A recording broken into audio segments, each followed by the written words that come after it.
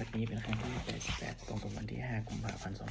2569ข้าพเจ้านายพระสันกันทาเขาเป็นวาจาสาธยายพุทธมนต์ถวายเป็นพุทธบูชาธรรมบูชาสังฆบูชาและอาจารย์บูชาแด่องค์พระคัมภีร์เทระเจ้าหลวงปู่สมเด็จหลวงปู่บุญเดชหลวงปู่ศิลาตลอดครูบาอาจารย์ผู้เป็นเจ้าของวิชาจินดามณีขอเทพเทวดาเจ้าทั้งหลายโปรดจงมาอนุโมทนาในการสวดสาธยายมนต์ของข้าพเจ้านี้ขออนุภาพพระคุณพระรัตนตรัยครูบาอาจารย์และเทพเทวดาทั้งหลายโปรดจงบันดาลให้จิตของข้าพเจ้าเป็นสมาธิอันควรแก่การสวดสาธยายมนต์ต่อไปสวดสมุนเทวดาสามันตาจักรวาเรสุอัตตลาคันชันตุติสกาสัพพะมุนิราชสะสุนันตุสกมุขทังสักเคกามิจลูเปคิริสีขารตาเตจตาลิเกวิมานิติเปรเตจักขมิตาลุวนาคหานิเกหะวัตถุมหิเคเตกุมาจยันตุเทวาชลาธาลาวิสเมยขคันธปนาคติทันตาสันติเกยังมุนิวรจนังสารโวเมสุนันตุธรรมสวนากาโลอายมทันตาธรรมสวนากาโลอายมทันตาสัมมาสวนากาโลอายมทันตา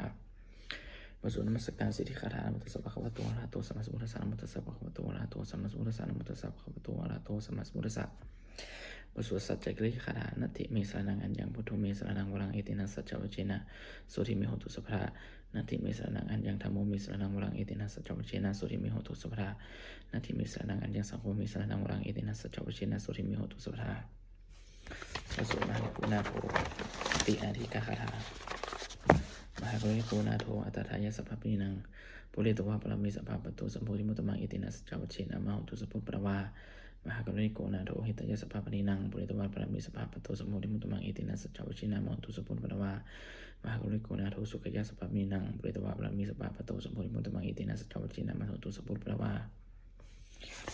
สุมหาสมัยสุเอวังเมสุตังเอกังสมิยังภควาสกวะสักเกสุวิหารติกปิลวัตุสมิมหาวันิมหาตาภิกขุสักเกนะสัทธิปัจจมติหิภิกขุสันติหิสัพเพหิวาหันติหิทัสสะหิจโลกาธาโตหิเทวตาเยหุยินัสสนิปติตาโหติภควันตันทัสนายาภิกขุสักขันจะอัตถะโคจตุนันสุทาภาสากายิกานาเทวานาเอตตาโหสีอายังโคภควาสักเกสุวิหารติกปิลวัตุสมิมหาวันิมหาตาภิกขุสังเกนะสัทธิปัจจมติหิภิกขุสันติหิสัพเพหิวาหันติหิทัสสะหิจโลกาธาโตหิเทวตาเยปุเยนะสันนิปติตาโหติภควันตันทัสนายาภิกขุสักขันจะยันดุนะมยังปิเยนะภควาเตนุปสังกมยามะอุปสังกมิตวะภควโตสติเกปจิกาดาปัสสยมติอัตถโคตาเทวตาเสยถาปินะมาภลวะปุริโสสัมมชิตังวะพหังปัสสะริยะปัสสะริตังวะพหังสัมมเชยเอวัยวะสุทธาวาเสสุเทเปสุหันตละหิตาภวคโตโปละโตปตุละหังสุอัตถโคตาเทวตาภควันตาอภิวาเทตวะเอกมันตาอัทังสุเอกมันตังทิตาโคเอกาเทวตาภควโตสติเกอิมังคาทังอภัสสิมหาสมัยยุปวานะสมิงเทวกายาสมคตาอาคันตมหาอิมังธรรมสมัยยังทักขิตาเยวะอัปราสิขาคันติอัตตะโคอัปราเทวตาภควโตสติเกอิมังคาทังอภัสสิตัตตลาภิกขโวสมาทาหัสสังจิตตังอัตโนโออุชุกะมังกสุสลาธิวานิตานิขังหิตวะอนาลิยานิละขันติปันติตาติอัตตะโคอัปราเทวตาภควโตสติเกอิมังคาทังอภัสสิชิตวะคีลังชิตวะปริสังอิทะคีลังโอหัจจมามิชาเตจารันติสุทาวิวาราจักขุมตาสุตันตาสุสุนคติอัตถโคอัปปลาเทวตาภควโตสติเกอิมังคาทังอภัสสิเยเกจิพุทธังสรณังคตาเสนะเตขมิสันติอปายาภูมิปหายามโนสังเทแห่งเทวกายังปริปุเรนสันติติอัตถโคภควาภิกขุมาอมันเตสีเยปุเยนะภิกขเวทัสสุโลกาธาโตสุเทวตาสันนิปติตาโหติภคตถาคตังทัสนายาภิกขุสังขันจะเยปิเตภิกขเวอหิสุอันติตามัทนังอะระหันโตสัมมาสัมพุทธาเตสัมปิภควันตานังเอตปรมะเยวะเทวตาสันนิปติตาอหิสุเสยถาปิมยหังเอตละหิเยปิเตภิกขเวภวิสันติอนาคตมัทธานังอะระหันโตสัมมาสัมพุทธาเตสัมปิภควันตานังเอตปรมะเยวะเทวตาสันนิปติตาภวิสันติเสยถาปิมยหังเอตละหิอจิคิสมิภิกขเวทิภกายนังนามานิกิตาเยสมิภิกขเวทิภกายนังนามานิเดสิสมิภิกขเวทิภกายนังนามานิตังสุนาถาสาธุกังมนะสิกโลทัสสะภาสิสามิติเอวัมพันติติโคติภิกขุภควโตปัจจสุสุภควาเอตทะโวจะสิโลกามนุตัสสะนิโยภะมาตทัสสิตาเยสิตาคิริขพลังปหิตตัสมหิตาปุถุสีหาสัลลินาโลมหาสาภิสมุนโนโหทาตามนัสสะสุทาวิปัสสนมนาวิลาพิโยปัญจสเตปัตวาวเนกปิลวัตเวตโตอมตยิสตาสาวเกสสนิลเตเรวกายาอภิกันตาเตวิชนาระภิกขโวเตจาตปามะกะลุงสุตวาพุทธศาสนังเทสัมปัตตุละหุญาณามนุสันนัทสนังอเปเกสตามัตตคุงสหัสสะอัตสัตตลิงอาสาตังเอเกสหัสสานังมนุสานามัทสุงอเปเกนันตานัมัตตคุง ทิสาสภาหุงอาหุงตัจจสัมภาอภิญญาวะกิตวนาจัสุมาตโตอมันตยิสัตตาสวะเกสุสเนลเตเทวกายาอภิกันตันเตวิจานาราภิกโมเยโมหังกิตยิสมิคิระหิอนุปปโสสัตตสหสาวะยะขะกุมากบิลวัตตมะอิริมตุชุติมันโตนัมโตยะสัสสิโนโมรามนาภิกโมภิกขุนาสัมติมนังชาสหัสหิมามตายะขานานาตวนิโนหิมตุชุติมันโตนัมโตยะสัสสิโนโมรามนาภิกโมภิกขุนาสัมติมนังสาตาคิมาติสหัสายะขานานาตวนิโนหิมตุชุติมันโตนัมโตยะสัสสิโนโมรามนาภิกโมภิกขุนาสัมติมนังเยเจเตโสหัสสหัสายะขานานาตวนิโนหิมตุชุติมันโตนัมโตยะสัสสิโนโมรามนาภิกโมภิกขุนาสัมติมนังวิสมิตาปัญจสตายะขานานาตวนิโนหิมตุชุติมันโตนัมโตยะสัสสิโนโมรามนาภิกโมภิกขุนาสัมติมนัง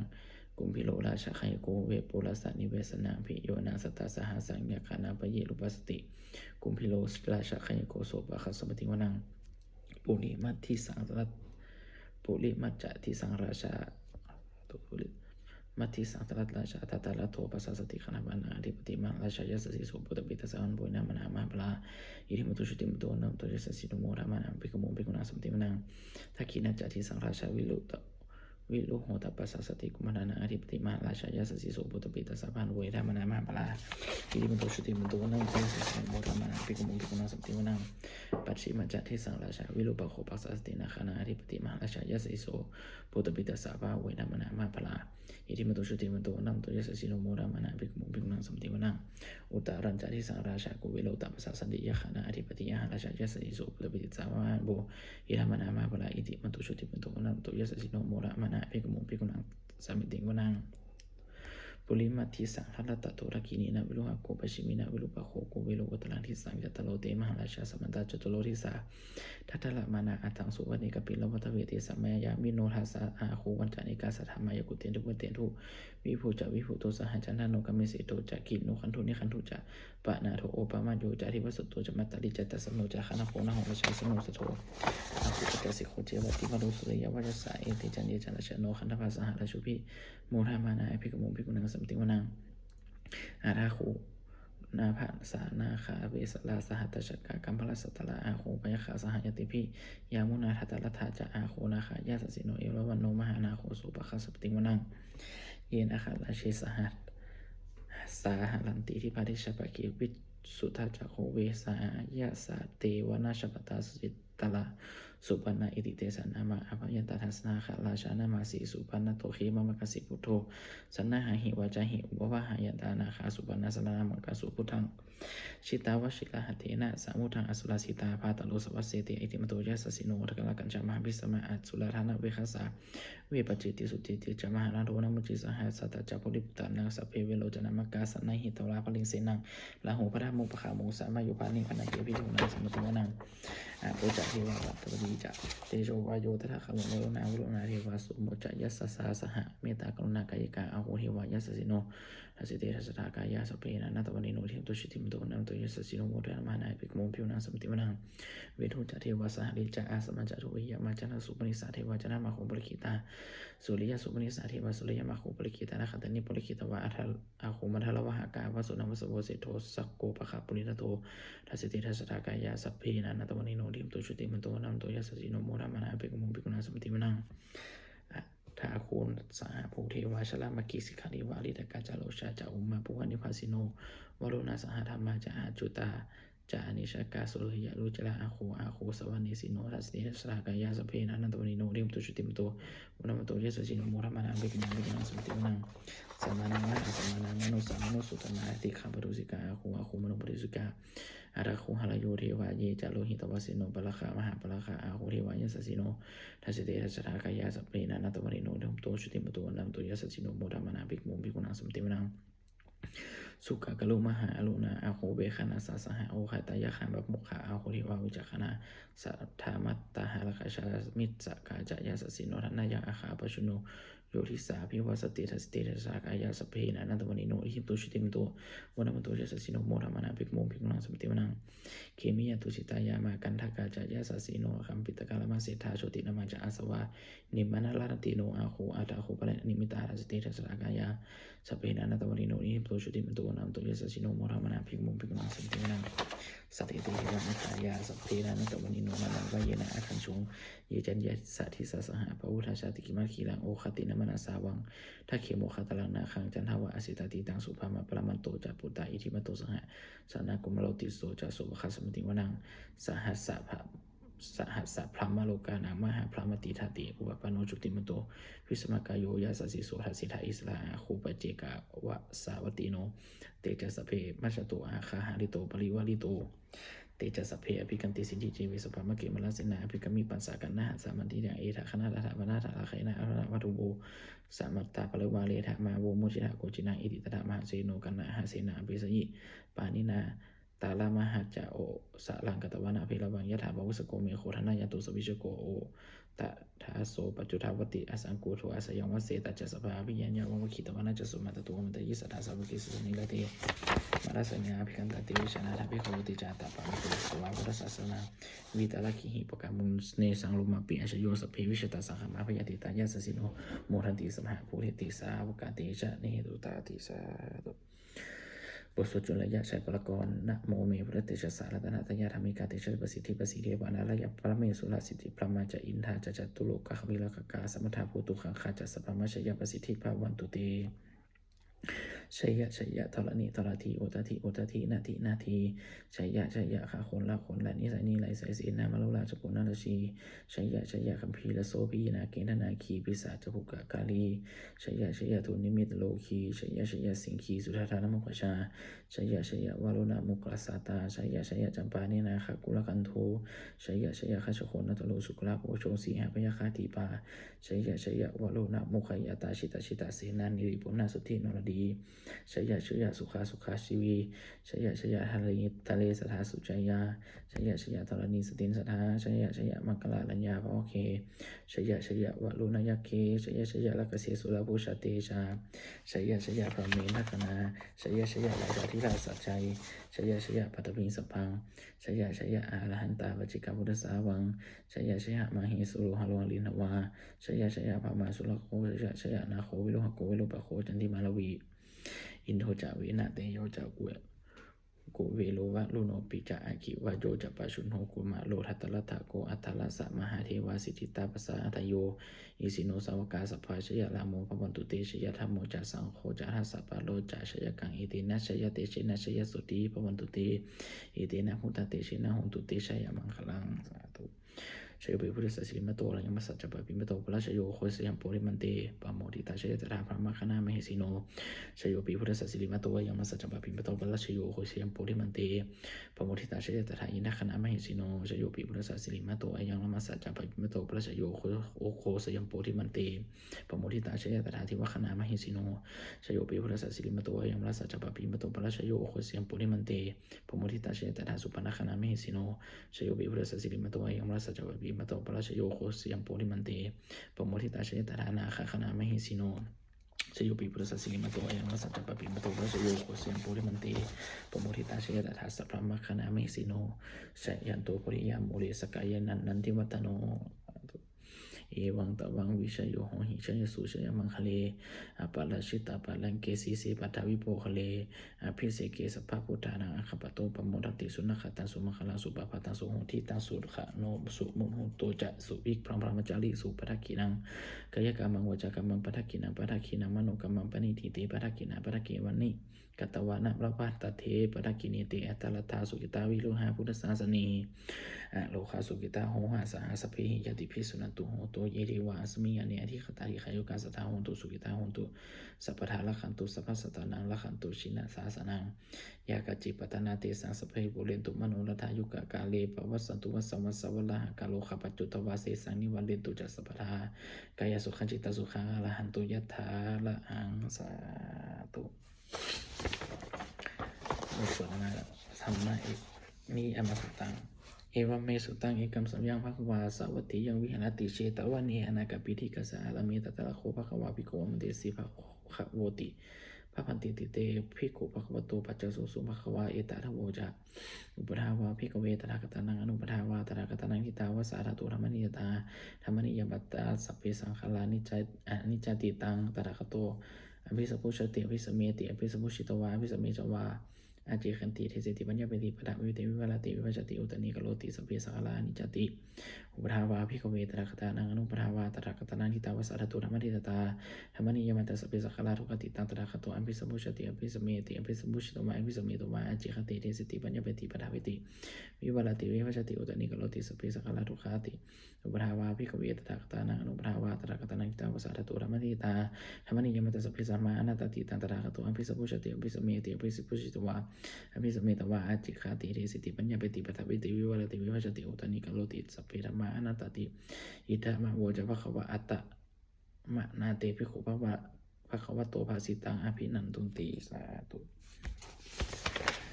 สวดพระเทกตละคาถาแปลอติตังนานะว่าคำมิยะนัมปฏิกังคีอนาคตังบุคคลไม่ควรคิดถึงสิ่งที่ลงไปแล้วด้วยความอะไรและไม่พึงประสงค์เสียงมันไม่ถึง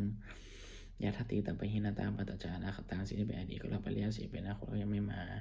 ปัจจุบันโนจะโยธรรมะตถาวิปัสสติอสังหิรังอสังกุปังตังวิธามนุพโลหะเยผู้ใดเห็นธรรมเกิดขึ้นเฉพาะในนิมนันยาแก่มแจ้งมันงอนในข้อแข่เขาความพวกกูและการเช่นนั้นไว้อาชีวะกิจมันตปังโกชยามรณังสุเวความเพียรเป็นกิจจะต้องทำวันนี้เขาจะรู้ความตายแม้พรุ่งนี้นาหิโนสังขลันเตนะมหาเสนีนามัจจุนาเพราะการแปรเพียรต่อมัจจุราซึ่งมีเสนานาย่อมไม่มีสำหรับเราอีวังวิหารมาตปิงอโหรัตมะตันทิตังตังเวพนักละโตติสันโตอเจกคติมุนีผู้นี้ผู้สงบย่อมกล่าวเรียกผู้มีผมเปลี่ยนอยู่เช่นนั้นไม่เกี่ยข้าทำว่ากระเคืองว่าผู้เป็นอยู่ไม่เพียงนาทีเดียวก็น่าชมสาธุบทสวดธรรมะสาเวคปัจจเวคขณะแปลสัพเพสังขาราอนิจจาสังขารคือร่างกายจิตใจและรูปนามทั้งหมดสิ้นมันไม่เที่ยงเกิดขึ้นแล้วดับไปไม่แล้วหายไปสัพเพสังขาราทุกขาสังขารคือร่างกายจิตใจและรูปนามทั้งหมดสิ้นมันเป็นทุกข์ทรมานเพราะเกิดขึ้นแล้วแก่เจ็บตายไปสัพเพธรรมาหน้าตาสิ่งอะไรทั้งปวงทั้งที่เป็นสังขารและไม่ใช่สังขารทั้งหมดทั้งสิ้นไม่ใช่ตัวไม่คนถือว่าเราว่าของเราว่าตัวของเราทุกวันชีวิตตายชีวิตของไม่ยั่งยืนทุกวันมรณะของตายเป็นของยั่งยืนนะวัฏสังมายามาริปตภาเราจะถึงหายเป็นแท้มรณะปริโยสานามีชีวิตต่างชีวิตของเราเป็นความตายเป็นทุกข์สลบชีวิตนางเมอนิยตังชีวิตของเราเป็นของไม่เที่ยงมรณะเมนิยตังของตายของเราเป็นของเที่ยงวัฏฏะปัญจสังเวชยังกายโยจิรังร่างกายไม่ได้ตั้งอยู่นานเปตวิญญาณโนคำว่าสัจวิญญาณชุนโทอันตัดทิ้งเสร็จแล้วอธิสิสติตักนอนทับตาตะวิ่งซึ่งแผ่นดินกลิงคละอยู่ว่าดุลดังทอดมาและทอดเพื่อนนิทานหาประโยชน์ไม่ได้อันนี้เจ้าจะสังขารสังขารทั้งหลายไม่เที่ยงเนาะอุปทาวะยะธรรมามีโนความเกิดขึ้นแล้วความเสื่อมไปเป็นธรรมดาอุปชิตตวานิโรจันติขันเกิดขึ้นแล้วย้อนดับไปแต่สมุปสมุสุโขของความสงบและงานสังขารทั้งหลายเป็นสุดอย่างยิ่งสเปสตามรันติจัสังขารทั้งปวงเล็กตายอยู่มริสุจามริสเลที่กตายแล้วและก็ตายแต่เทวหามาริสมีแล้วก็จักตายอย่างนั้นเหมือนกันนาทีมีเอทัสังสโยความสงสัยในความตายนี้ยังไม่มีแก่เราเลยสาธุบทสวดเมตตาอย่างพิจิกกุศลังกัมมังสปิพัติหิกตังปุยังโนอนุโมทันตุสุนันตุโหโตเยเทวะอัสมิงยานิอธิคตาทิขยุกัสสตังตุสุกิตาหันตุลุขาปมุจตุมาตาปิตาสุกิตาหันตุลุขาปมุจตุสัพเพยติกาสุกิตาหันตุลุขาปมุจตุสัพเพอยติกาสุกิตาหันตุลุขาปมุจตุสัพเพปิสัพเพยคาสัพเพเปตาสุกิตาหันตุลุขาปมุจตุสัพเพอาจาริยุปัจจายสุกิตาหันตุลุขาปมุจตุสัพเพนัคตาสุกิตาหันตุลุขาปมุจตุสัพเพเทวาสุกิตาหันตุลุขาปมุจตุสัพเพสมิตินาสมิชันตุโกบทสวดบูชาหลวงปู่ทวดนะโมโพธิสัตว์อาคันติมายาอิติภควานะโมโพธิสัตว์อาคันติมายาอิติภควานะโมโพธิสัตว์อาคันติมายาอิติภควาสาธุปฏิทานาคาถายาเทวตาสันติวิหารวัตตินิทุเปคะเลปุติคะเลตหิตาธรรมทานินาภวันตุปุชิตาโสธิกโลเตทะวิหารมัตตเลติลาจะมัชชานวกาจะภิกขโวสารามิการนาปฏิอุปสากาขามาจทิสานิขามาจอิสลาสัปปนาโพตาสุอิตาภวันตุเตชาลาโพชายเยปิจะอัตสัมภวาสังเสทชตาอัตภวปปฏิกานิยานิการธรรมวลาปจิจเตสเพปิทุขสักโลตุสังขยังธาตุจิลาสตังธรรมโมธรรมธาราจปุคลาสังโฆตุสมะขวะอัตายะทะหิตายะจะอัมหิละขันตุสัทธโมสเพปิธรรมจริโนวุฒิสัพปุยามะธัมเมอริยปวิริติปัสสนาโหตุสเพปิปานิโนพุทธศาสนิสัมปทาลาภวิชันตุกาลิทิวุปปสัตตุวุฒิภาวายสัตนังสามิทานิตุเมธนิมาตาปิตาอัตละชานิจังละขันเตปุตตะกังเอวังธรรมินาราชานุปชังมัตุสีนาเทวตาอุยุชนะคาถาบทสงฆ์เทวดาทุกขปตาจานิทุกขาทุยาปตาจานิพยาสาวกปตาจานิโสกาโสตุสัพเพปิปานิโนเอตาวตาจะอัมหิสัมปทาปุญญสัมปทาสัพเพเทวานุโมทันตุสัพพะสัพปติสิทธิยาทานังทัตตุสัตตายสีลังละขันตุสัพพทาภาวะนาภิรตาโหนตุขันจตุเทวคตาเทวตาคตาสาธุ สุมาคลังคาถาโหตุสัพพังสุมาคลังลักขันตุสัพพะเทวตาสัพพะพุทธานุภาเวนะสุติโหตุนิรันตรังโหตุสัพพังสุมาคลังลักขันตุสัพพะเทวตาสัพพะธรรมานุภาเวนะสุติโหตุนิรันตรังโหตุสัพพังสุมาคลังลักขันตุสัพพะเทวตาสัพพะสังฆานุภาเวนะสุติโหตุนิรันตรังสาธุสัพเพพุทธาปรปัตตาปัจจิกนันจะยังมลังตันจติชนะละขันวันมิสัพพโสสัพเพพุทธาปรปัตตาปัจจิกนันจะยังมลังตันจติชนะละขันวันมิสัพพโสสัพเพพุทธาปรปัตตาปัจจิกนันจะยังมลังตันจติชนะละขันวันมิสัพพโสสัพเพพุทธาปรปัตตาปัจจิกนันจะยังมลังตันจติชนะละขันวันมิสัพพโสสัพเพพุทธาปรปัตตาปัจจิกนันจะยังมลังตันจติชนะละขันวันมิสัพพโสสัพเพพุทธาปรปัตตาปัจจิกนันจะยังมลังตันจติชนะละขันวันมิสัพพโสสัพเพพุทธาปรปัตตาปัจจิกนันจะยังมลังตันจติชนะละขันวันมิสัพพโส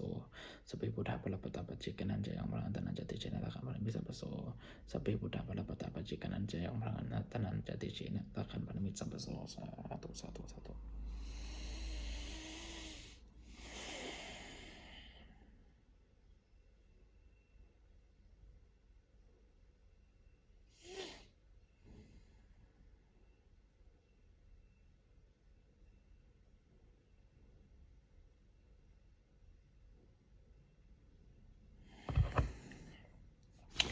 เริ่มได้บุญกุศลที่ข้าพเจ้าได้สวดใส่ให้พุทธมนต์นี้ข้าพเจ้าขอน้อมกล่าวที่ถวายเป็นพระราชกุศลแด่สมเด็จพระนางเจ้าสิริกิติ์บรมราชินีนาถพระราชชนนีพันปีหลวงปู่เสด็จสู่สวรรคาลัยและทหารนางนายนี้เป็นวิบุญผลของเจ้าขอให้สู่สุคติด้วยเถิดขออนุโมทนาบุญขออนิสงส์ผลบุญกุศลนี้จงเป็นสัตย์สิริมงคลแก่ข้าพเจ้าและครอบครัวข้าพเจ้าให้แคล้วคลาดปลอดภัยจากทุกโศกโรคภัยอันตรายทั้งปวงให้มีแน่มันคงเป็นสมาชิกประชอบธรรมความไม่มีอดอยากยากจนขออย่าได้มีแก่ข้าพเจ้าและครอบครัวข้าพเจ้าขอให้ข้าพเจ้ามีสมาธิที่ตั้งมั่นในพระคำสอนแห่งองค์สมเด็จสัมมาสัมพุทธเจ้าดำรงอยู่ในความดีงามตลอดกาลนานอีกทั้งขอเทพดาทั้งหลายอนุโมทนาสาธุบุญกุศลนี้ประสิทธิ์ประสาทพอส่งผลมันมอบเป็นมงคลไปสู่พระทุกพระปิตายอดเศรษฐี